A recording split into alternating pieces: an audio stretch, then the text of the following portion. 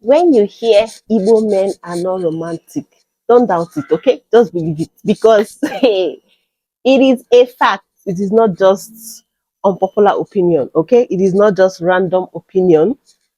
It is a fact, okay? So in this video, I'm going to be sharing with you guys the most unromantic way my husband proposed to me, okay? I'm going to be sharing that with you guys so that we can finally confirm that these Igbo men, romantic nature is far from them.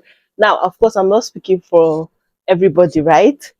I mean, there's some Igbo men that they try, you get, but let me speak for myself. My husband is far from me. It's not like he's not romantic, okay? Let me not too cast him, but it's just that I mean let me just tell you guys the story and then you tell me if it's romantic or not, because to me it is not. Okay, so if you're visiting us for the first time, my name is Precious. Thank you so much for joining us. Please consider subscribing to the channel, joining this family, and give the video a big thumbs up. So let's get right into our story time.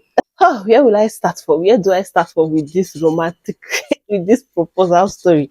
Okay, let me start with saying I lived in Abia before marriage. Okay, I was living in the same town with my husband before we got married. I was living in Abia, he was living in Abia. So we are seeing almost every day. Trust me when I say almost every day, either when he's on his way to work or when he's coming back, he always drops by either at my house or at my mom's shop. And then when I started working, sometimes he comes to my workplace and then we go have lunch, all of that. So we are seeing every day basically. I'm saying this for context, okay? So after a while, I felt like I was tired of staying in Aba. I was tired of staying in one particular place. And I think I've mentioned this in one of my videos. You know how when you're dating somebody, in the deep down inside of you, you know this is who you're going to settle down with, but you're just waiting for time to get, well, not just time, you're waiting for the man to just say, oh yeah, let's marry, because you as the lady, you cannot tell somebody, let's get married, right? So deep down inside of me, I knew this was who I was going to marry, but I was like, okay, since it is not he's not making the move, let me leave Aba, do you get, and explore other places before I get married, because I knew I was going to settle in Aba. So let me just experience life outside Aba before I can, settle down. Plus, I was just tired of the whole environment. I just needed to change environment, change space, and all of that. So thankfully, my sister stays in Enugu, and I decided to go visit her. And normally, when I go to my sister's house, I do not spend more than 2 weeks. I just stay 1 week, highest 2 weeks, and then I'm back. But this time around, I went and I stayed. Oh my God, 1 month passed. I was still there. 2 months. So my hobby then boyfriend was expecting me to just go as usual, stay for a while and come back. And I was saying it that this time around, I'm going to stay for very long. If possible, I'm going to even find work over there and start and just to keep me busy and all of that, which I eventually started job hunting. So guys, I can't remember the exact time I went to Enugu, but I know I stayed for like 2 months, 3 months. It now dawned on my husband, then boyfriend, that well, this babe is not coming back anytime soon. Enugu. And because we are used to seeing ourselves every day, I felt like it was difficult for him to cope, You know that you're used to seeing almost, I kid you not, 7 days in a week. I think we see like 5 times, if not six. So it's, you know, he started missing me basically. Anyways, so one day, guys, I was on my own, and then he called me. That was on a Friday. I cannot forget. He now called me and asked me if my mom was in her shop. I was like, any problem? He said no. I should just confirm. So I called my mom and I asked her if she was in her shop. She said yes. She was like, any problem? I said no. So person said I should ask you because of the way he was frequently seeing me at home. My parents basically knew who he was, as this is who I was involved with. You get. So I was like, he was the one that asked me to check if you're in the shop. Me, I felt like he wanted to go drop something off for her at the shop. Oh. So and I called him. I was like, yes, she's at the shop. He was like, okay, he wants to go and see her. I said, any problem? He said, no, no problem. He just wants to go and he just wants to go and see her so that they can book a date where he can come and see my dad. Funny thing is that it did not even sound like, how normally when they tell you that kind of thing, you're supposed to be excited or you be like, from where, how do you get? But I just sounded normal. I just said, okay, let me call her and tell her that you're coming. I said, okay. I called my mom and I told her, Mommy, he said he's coming though. He wants to come and see you so people can fix day to see daddy. She said, okay. Like we are just doing it like it's the normal thing. There was no there was no excitement, there was no surprise, there was no jubilation. You know how I feel like when people do that, they're supposed to be excited, but we are just acting normal, like it's a routine. So that was how he went and saw my mom, and they decided that he was going to come to see my dad on a Monday. That he saw her on Friday, and they decided that he would come on Monday because Mondays in East is usually sit at home. So it was the perfect time that we are sure that my dad would be at home. So he went with his cousin, took drink, went to see my dad. My dad now called me when he was there if I was aware of his coming and all of that. I said yes. That was how he saw my dad and they fixed date for introduction. After he left, my dad now called me that still they fixed date for my introduction, that I should find time within the week to come back. I think they set the date for like 2 weeks after he met my dad. So he told me to find time within the week and come back to Abba. And I was like, it's not possible to do my introduction without me being there. Like, I kid you not, guys, that is, I was happy, don't get me wrong. I was happy, but I wasn't, you know how when they ask you, will you marry me, surprisingly, and they give you that ring and you're now excited to plan things. It wasn't there.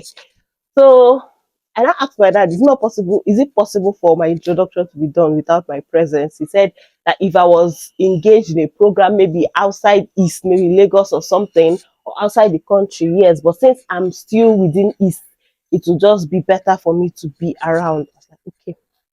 After I made the arrangement, I think within the week, I went back home. I got back home to Abba, for instance, today. The next day, my husband and I traveled to a nearby town to go and see the man that stands as their dad. So we went and saw him, and we talked and everything.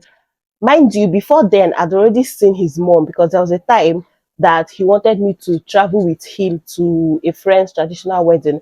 And I told my mom said he has to come and take permission from her before she allows me go. It's not like I cannot go, but I'm close with my mom. I tell her basically everything. So she was like, it's not just right for him to just take me without him coming to talk to her. So he came that time and asked my mom for the permission for me to go with him for the trad. So after he saw my mom, he now said, okay, let me just at the same time go and see his own mom. Do you understand? So that was how I saw his mom. So I didn't need to go and meet the mom again because we already done the introduction part. Do you understand? So basically his family knew me and my family knew him, but there was nothing. They just knew that these two people are involved. I hope you guys are getting what I'm saying. Anyway, so I didn't have to go and see his mom again. That's the point I'm trying to say. Before you put I married somebody without meeting his mother. So we went and we met the man that stands as their dad. And then the next week, my introduction was done. My introduction was done August. That's true. Hey, voila, we are in August. So wow, I think this is the best time to tell this story. Anyway, so my introduction was done August. I can't remember the date, honestly. So we started planning our wedding. Okay. And then we wanted our wedding to be September or October. We didn't want it to really be late in the year, okay? So it wasn't possible September because there's this thing they are doing in my village. I don't know if they do it yearly, New Year Festival, right? They are doing it in my village then. So all the dates that we chose, you can't do any ceremony on those dates. So we now moved it to October. I had my trad October 9th. So we fixed dates now, October 9th. And also, we didn't want our trad to be this year, wedding the next year. We wanted to do everything together and just like let it not be too spaced out. That will be done and we rest. These are things that we've already planned. You get during our course of dating, we've talked about our wedding, we've talked about marriage. In fact, most of the things we are doing now are things that we talked about when we were still dating. So I feel like that was what made everything easier. I mean, he already knew that my answer would be yes. Do you understand? So it made things easier. We've basically planned the wedding when he has never asked me to marry him. So it was just immediately after the introduction, we just started following all the plans that we've already made, which made it pretty easier. Even though we had our wedding within a short period of time, it was easier for us because we've already known what we wanted, how we wanted it. Do you understand? Yeah.